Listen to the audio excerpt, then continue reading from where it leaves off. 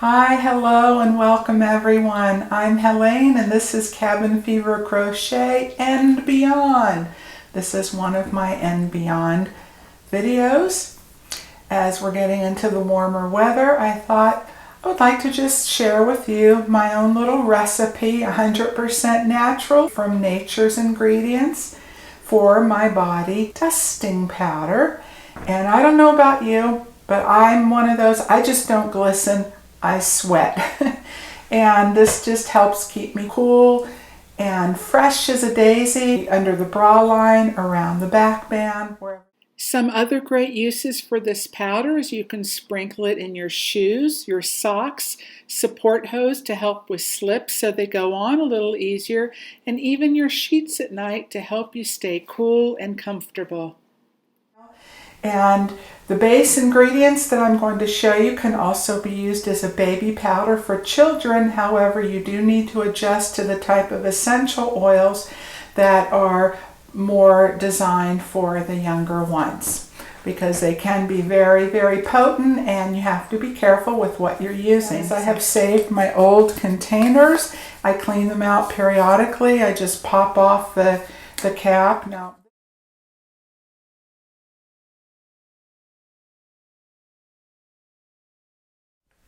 all right, so I'm going to bring the camera down, pan it down on the counter so you can actually see what I'm doing, and I will show you how I make it and what I use, which can really be adjusted to whatever your personal tastes are. Before you get started, I highly recommend getting yourself some paper towels, having them ready to go, both dry and damp especially, because these types of flowers that I'm using are very, very silky and very fine. And as you're pouring it into your container or into your blender, then they can it gets pretty messy quickly and can get everywhere. And then also, because they are fine and do create dust into the air as you're pouring your flowers into the container, if you have any breathing issues, and even if you don't, I just recommend standing back just a little so as it poofs up and the flowers go up into the air, you're not leaning right over it, breathing it directly in. As far as the types of starches and flours that I use an organic non-GMO cornstarch. This one is by Rapunzel. I also use tapioca starch, very, very silky and powdery. And this is by Let's Do Organic. That's the name of the brand. And if you can't find an organic one, I often use a lot of the Bob's Red Mill products. Bob's Red Mill, and I use their tapioca flour also. And then for the third, so we have cornstarch, tapioca starch, and arrowroot starch flour. Those three, those are my base. So you will need a blender. I have a Vitamix, and I have both the wet container, and this is the dry container. The blades are a little bit different on that. And that's what I use for my dry ingredients and grinding of different things. And because I use essential oils in this, and the carafe is plastic to get the, so I'm not transferring the taste from the essential oils into other food things that I might be preparing, I just take a little bit of vinegar, a little dish soap, fill that up with water, and then soak that for a little bit, and it comes right out. You can use a regular blender. The only thing too, when you're blending this up, and it's just to really combine all the ingredients together, you don't want to get your blades real hot. You can do it on pulse a little bit, stir it now and then too, but get it so it really mixes them up. But too much heat can affect the properties of the essential oils, so you don't want to ruin that. All right, I use about 2 to 1, so 2 parts of the arrowroot and the tapioca starch flours, and one part of the cornstarch. I've made it without it, but I just really like the texture, the silkiness of the cornstarch, and it is very absorbent as well, and it helps with any type of moisture on the skin.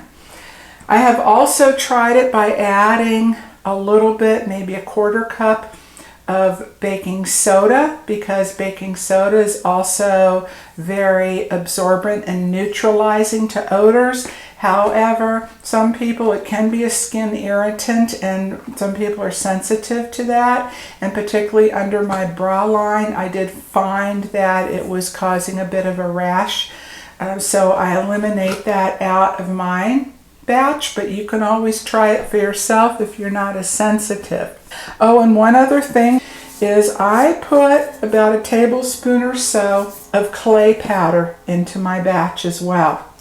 So I like the Now brand, N-O-W. There's other brands out there, and the one I particularly like is the Moroccan Red Clay Powder. This is excellent for sensitive skin. It has detoxification properties in it as well, and it's highly absorbent, and it mixes really well with these, and also has moisturizing properties because some clays are going to be more drying on the skin. And it goes a little bit pink after you mix it with all these powders, and because it's just a tablespoon to 2 to 3 cups of powder. The only thing is I've found that if you really do perspire under your bra line, then the combination of when this gets wet, that it can stain your undergarments. So for that reason, you can look at other clays. Bentonite clay is a good one, and that's a white clay, and that would be a really good substitute. You can use all these for cooking.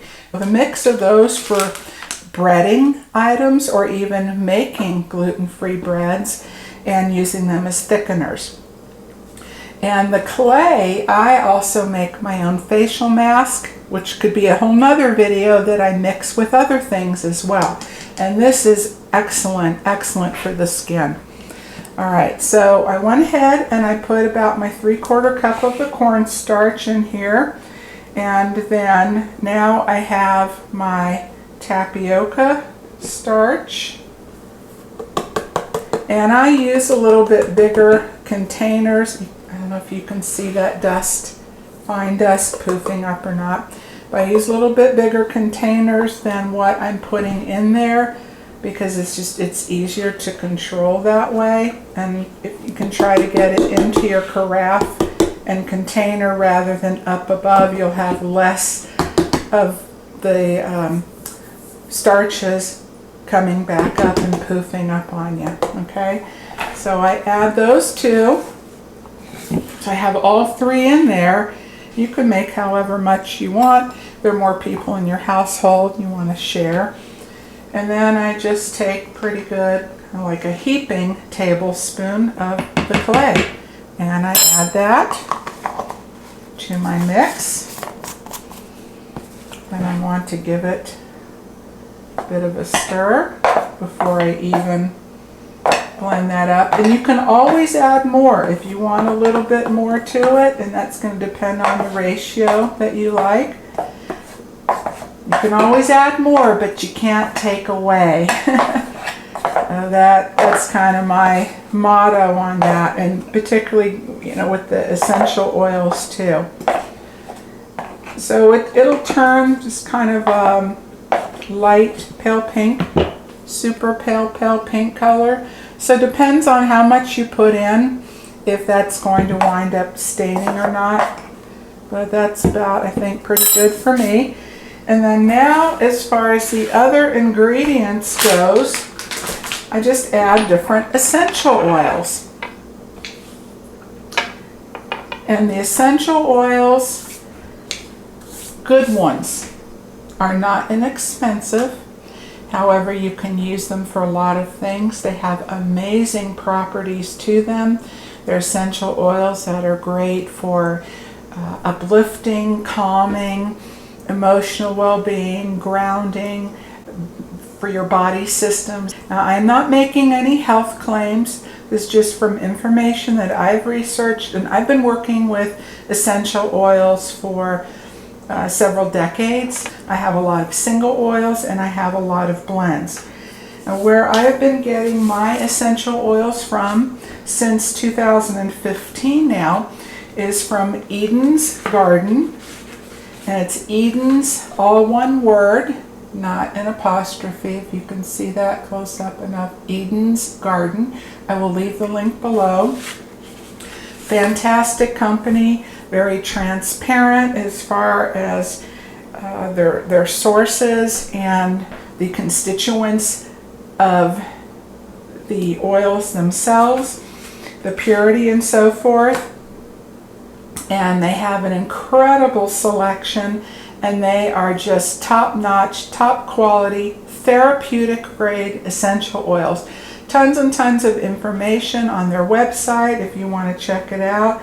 And they also offer free shipping, no minimum, in the United States. And for the quality and the price, it is phenomenal. It's basically wholesale prices sold to the public because they sell direct, and it's really great. So I just kind of put a little bit, all except the kitchen sink in mine, but the blend that I've come up with, you don't have to do that. You can make it really simple, because I know this is an investment unless you already have some of these at home. So what I do is I kind of make a little bit of a well in the center. Okay, and then I'll just push some of the flowers a little bit to the side, and then I start adding. And here you can see I have a big bottle because I use frankincense for a lot of things. And because this is a pretty good batch, and then one thing to let you know, once you've blended it and it's heated up a little bit from the blade, you can't help that. But this is going to smell a lot stronger initially than when it starts to kind of settle and they all meld together. And once it sets for a couple of days, then it mellows out quite a bit. So I'm going to start with, I think, 4 drops of the frankincense. And frankincense has sharp notes.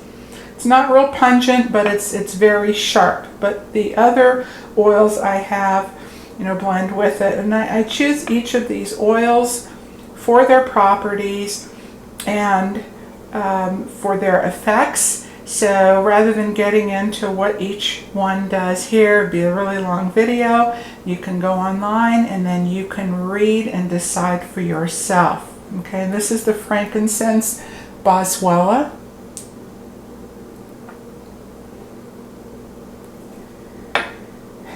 And then now I have this blend, it's called Balance, and it is a combination of lavender and rose geranium. And it's a very, very nice blend. This is one I always keep. It's very calming, if you're feeling a little anxiety, stressed out at all. And it's really nice for nighttime. You can use one of the carrier oils I mentioned. Put a little on the bottoms of your feet, your temples, the back of your neck, and it blends well with just about every other oil. But I do put a couple of drops of that, and then I take just straight up rose geranium. Now also a little note to let you know is that these are 100% pure, and they're not thinned by carrier oils, which could be jojoba oil, argan, grapeseed oil. I mean, there's a lot of different oils that are carrier oils and that thin it, because there is a dilution ratio depending on the oil if you're going to apply them topically on your skin, because these are so concentrated that usually don't want to apply directly onto the skin unless you've blended them with something. Alright, so I put, now this is real potent, so I'm just going to do 2 drops of the rose geranium. These are just some of my favorites. And then I put just a little bit of, a couple drops of lemon. 3 went in there, that's okay. And lemon, very purifying, and it adds freshness and some very bright notes to it. But I am very careful with any of the citruses that I put in because sometimes there can be skin sensitivities to that. And then Eden's has a couple of different ylang yangs. They have their original one, and then they have ylang ylang complete, which I tried this time, and I really like it. It's just a little bit softer, more mellow, less sweet. So 2 drops went into there. That's just fine. That's what I wanted. And then I have jasmine, and these are potent. Jasmine it is so strong, so I'm pretty easy on that one. But I'm going to do 2 of the jasmine. It's a little bit of thicker oil. Sometimes just going to have to be patient depending on the internal temperature of where you are. 2 jasmine. And then one of my favorites is neroli. And neroli comes from the blossom of an orange tree, orange blossom. And this is also quite strong. And the smell is, to me, it's just so amazing and so uplifting to the spirit. So 3 went in. That was an oops. That's okay though. That's okay. To me, the combination is just heavenly. Just heavenly. And then the last I'm going to put in is East Indian sandalwood. And there are a few different varieties of sandalwood. There's Hawaiian sandalwood. The East Indian is my absolute favorite. When I first discovered essential oils back in the mid-70s, as a teenager, I found this at a kind of what I call like a hippie store, and I'm like, oh, what are these? This is amazing. And I absolutely love it. It's earthy, it's very grounding. And one of my favorite combinations is sandalwood and orange essential oil, and maybe just a hint of frankincense. So what I do is this, because it's actually a resin from a tree, is I need to warm that up first, maybe put it in my pocket, hold it in my hand for a couple minutes because it's super thick and you have to be patient with it coming out. That is just the nature of sandalwood. And it might take a little while, but it'll get there, and to me it's worth it. So, you know, if I were to make this to sell it or something, then I would definitely get more precise, but this is for me. So if it comes out just a little different each time, that's not a big deal. I think on the sandalwood, I will just go with the 2 drops on that. So they're all pretty equal, a couple of each, except for the frankincense I started out with 4. But like I said, you can just keep it real simple, whatever you want to do, invest in if you don't have it already. And then see, now sometimes I get a little impatient waiting for it, and me talking about patience, I just give it a good little shake and then it'll come out. I'm going to do that a couple of times. There, make sure I get some full drops of that. Okay, you can see some of the drops of oil in there. And I have found that it doesn't clump because I'm using enough of the flowers ratio to all the drops that I've put in, so I haven't had an issue with that, and that's why I go with a big enough batch at one time. Alright, so I'm going to blend mine up, and then we'll just pop back over here. So here I am at my blending station, also known as the counter behind me. Put your lid on, make sure that's on nice and tight. You can imagine you'll be cleaning for weeks if that goes all over your kitchen. Alright, and also make sure all the dials are turned down to 0. Turn your machine on, and then just turn it up gradually. if I keep it between a 2 and a 3, it works the best. So you can see the machine will push it up to the top, and then what's up the top will fall into the bottom, and it will keep circulating. That's what I want. And if your power's up too high, the blades will cause more heat from the friction, and it will be too much for the oils. And I just let that run for a couple of minutes. Make sure it's gone through the cycle from the bottom up to the top and down a couple of times to get those oils really all mixed in there. There you go. Now you can really see the motion better. I'm going to let it finish, and I'll see you in just a minute. When you open the lid, also be careful because sometimes it can poof up a little.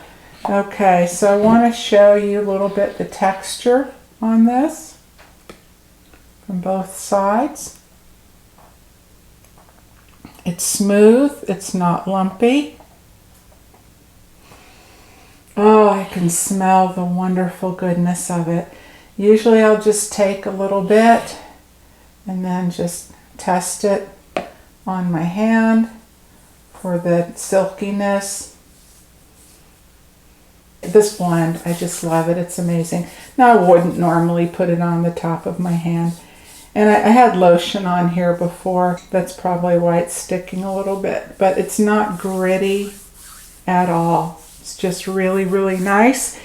And once it mellows for a day or two, it just will get better and better. And again, remember, you can always add, but you cannot take away. So you can use a funnel, but I just take a spoon, scoop it, put it in.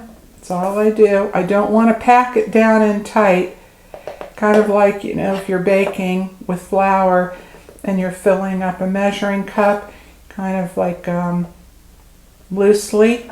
And then I leave some air, some space at the top. Okay, it's about that much space at the top so that it can aerate. And also when you put the lid on, so you can shake it out, because if it's too packed, it's not going to move around in there. It'll just get stuck. And yeah, that's all I do with that one. And then whatever's left over, yeah, then I just put it in a wide mouth glass jar. And or whatever type of glass jar that you happen to have around. And again, I put that in a dry, dark, cool place. And it just lives there until I am ready to fill up again. So if you're wondering how much I wound up getting out of this batch, is I filled up 2 containers, and I have the jar about more than 2/3 full, so I can probably get about close to another 2 containers out of that. So I will be set for a while, and it keeps quite well on the shelf long enough. And then my husband likes to use it also. And because this is very messy, I don't recommend necessarily wearing black when you're making it. Apron, you know, whatever, something that you're going to wash, that'll work just fine. Thanks so much for being here. I hope you enjoyed the video, and if you would, please give me a thumbs up, share this, and comment below, because I always love hearing from you. Okay, take care everyone, and I will see you soon.